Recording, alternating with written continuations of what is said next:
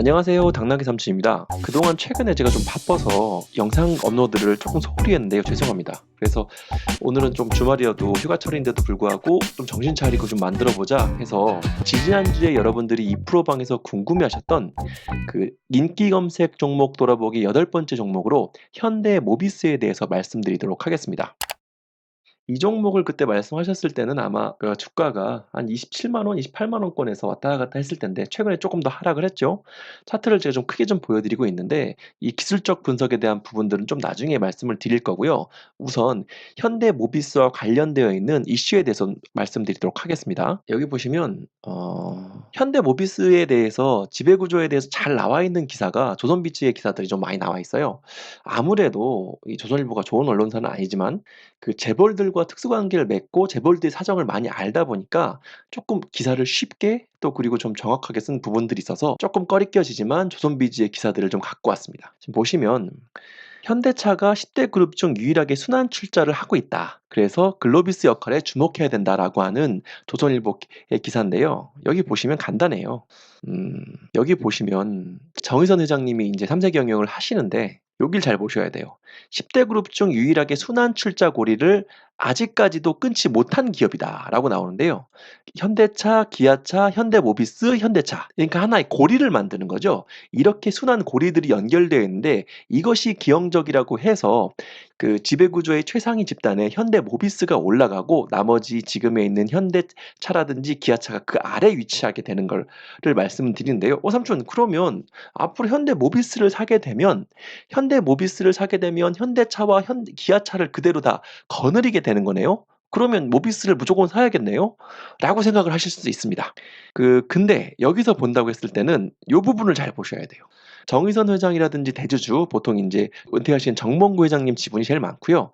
정의선 회장님을 합쳐서도 7.5% 밖에 되지 않습니다. 근데 이분들이 갖고 있는 이 지금 글로비스의 지분이 꽤 많아요. 이 30% 가까이 되는데 이 글로비스의 지분을 팔아서 현대모비스를 산다는 계획을 2018년에 세우고 지금까지는 아직 큰 액션이 없는데 이렇게 계획을 세우고 있기 때문에 사람들이 어떻게 생각을 하게 되면 대주주 입장에서 팔아야 될 글로비스의 가격을 조금 더 올려놓고 모비스의 가격을 낮춰놓는다고 하면 지분을 조금이라도 더 살 수 있게 되겠죠. 내가 갖고 있는 걸 팔아야 되는 가격을 높게 받고 사야 될 가격을 낮춰놓는다고 하면.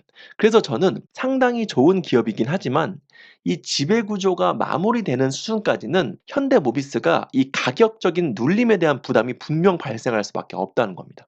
이 부분을 저희가 머릿속에 꼭 넣고 있어야 돼요. 2018년에 정의선 회장이라든지 현대차 그룹에서 이런 순환 출자 고리를 어떻게 해소할지 글로비스를 팔아서 모비스를 사겠다. 간단하게 말해서 이 부분을 발표하고 아직 액션이 나오진 않고 있기 때문에 항상 저희가 현대 모비스를 생각할 때는 언제건 대주주의 이익관계에 따라서 눌릴 수도 있겠구나라고 생각을 하셔야 돼요. 그러면 현대차와 기아차를 언젠가는 지배할 회사긴 하지만 현대모비스는 대주주의 이해관계에 따라서 눌릴 수 있다. 저희가 이 현대모비스를 매매할 때 항상 머릿속에 하나 넣어야 되는 부분이고요.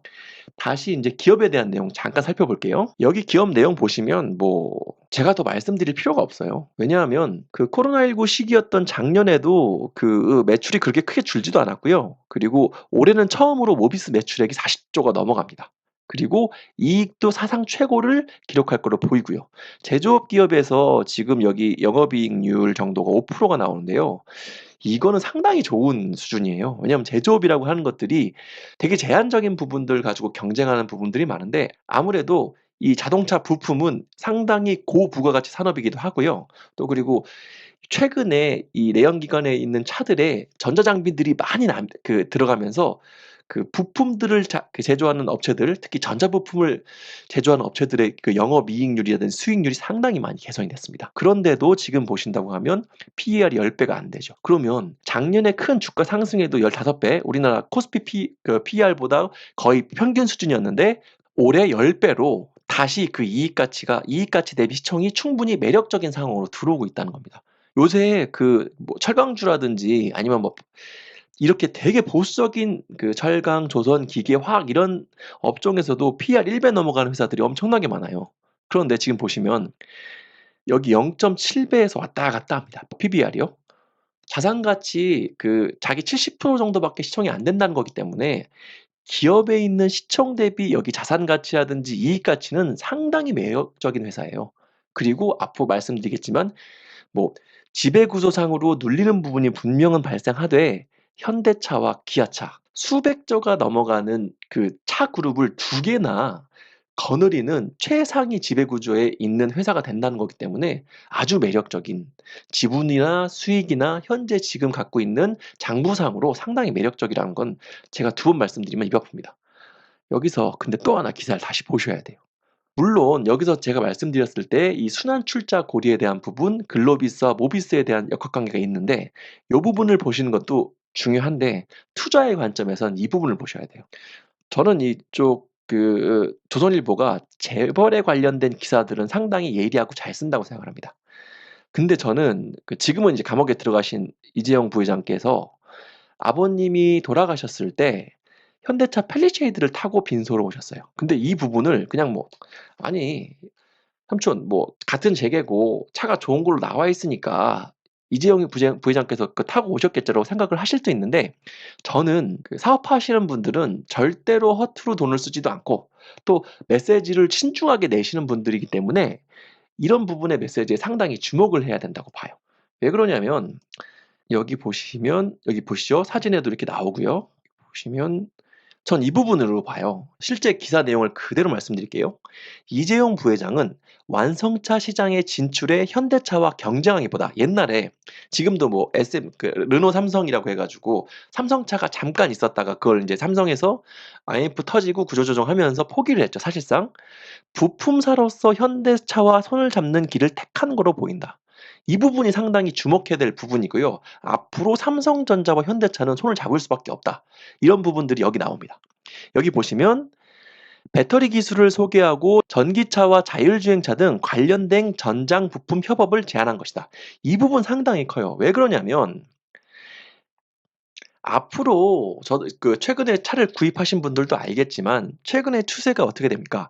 내연기관, 디젤이라든지 가솔린 차에도 상당히 많은 전자 부품들이 들어가요. 옛날보다 훨씬 많이 들어가죠.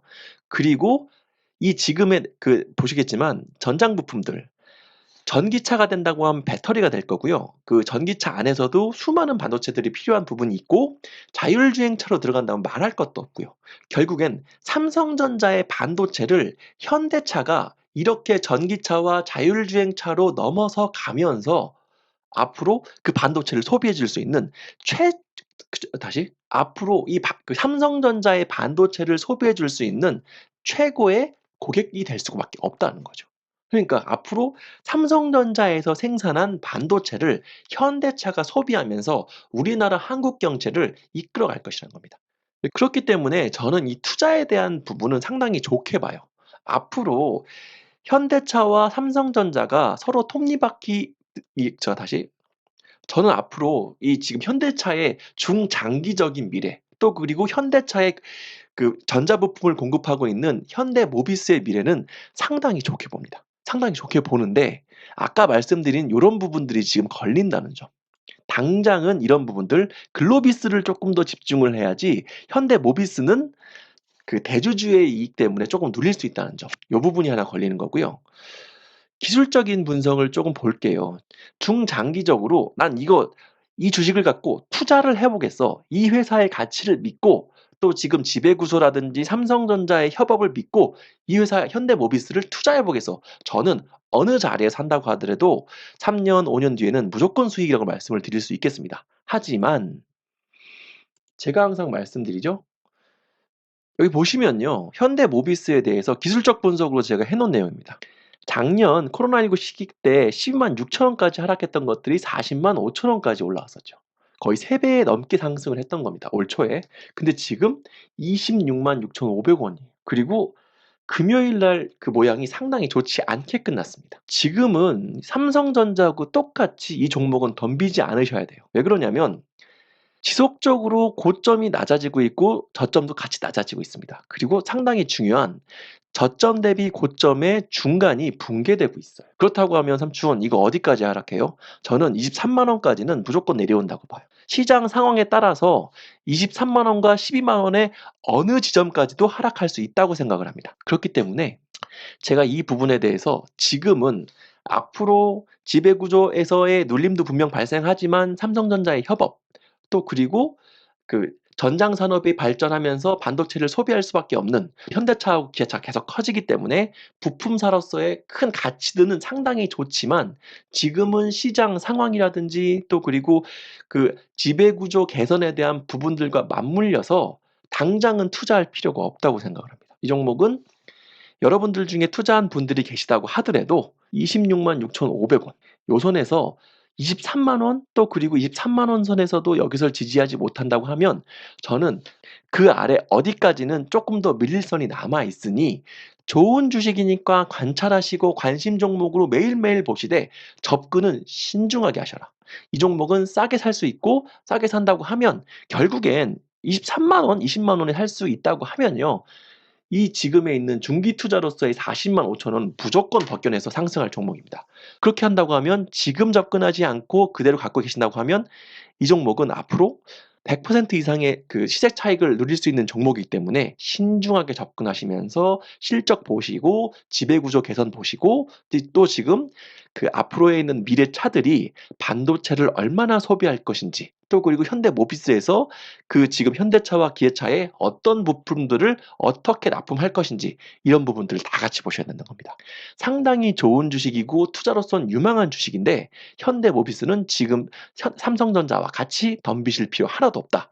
기다리시고 관찰하시고 천천히 참으셔라. 그래서 20만 원대 초반에서 매수를 하시게 된다고 하면 여러분들께 투자로서 100% 이상 수익을 올릴 수 있는 큰 기회를 줄 수 있는 좋은 기업이다라고 말씀을 드리겠습니다.